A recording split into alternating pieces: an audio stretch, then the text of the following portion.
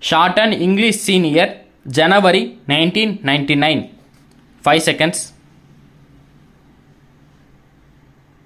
Start.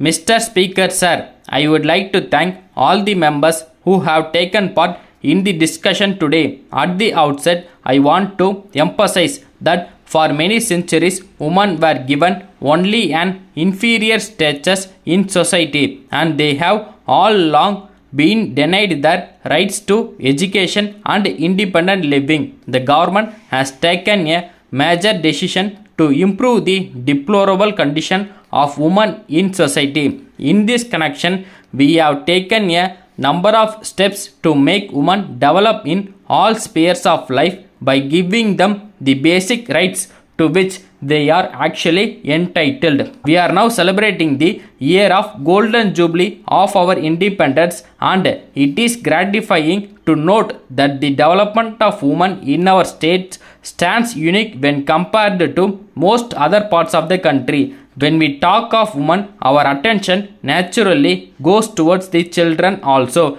The policies of our government have been adopted as a model by the government of India as well as by other states. The noon meal program for the school children introduced in our state has been followed as a model throughout the country. The foundation of a strong nation lies on strong and healthy citizens. No country in the world can aspire to develop without paying attention to the well-being of its future citizens, namely the children. The first 6 years of a child's life is the period when the foundation for good and healthy life is laid. The government is therefore committed to provide childcare services like nutrition, immunization, prevention of disease and preschool education to support the families living below the poverty line. I am happy to inform you that poor students up to the 8th standard are given free uniforms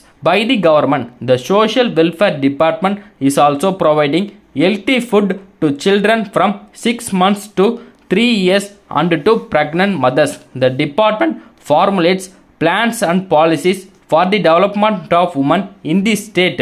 You would be happy to note that this year the government has come forward with new schemes for providing institutional care for widows and helpless women in order to help them to rebuild their life once again. 4 service homes are run throughout the state by the Social Welfare Department. I am sure that honorable members would extend their cooperation to the government in running these homes successfully.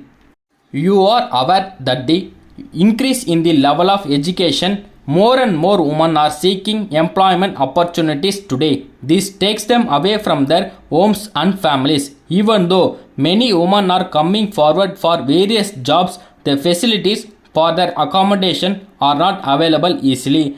Taking into consideration their hardship, the government has decided to open 3 more working women's hostels in urban areas this year. Any scheme could be made successful only if the intended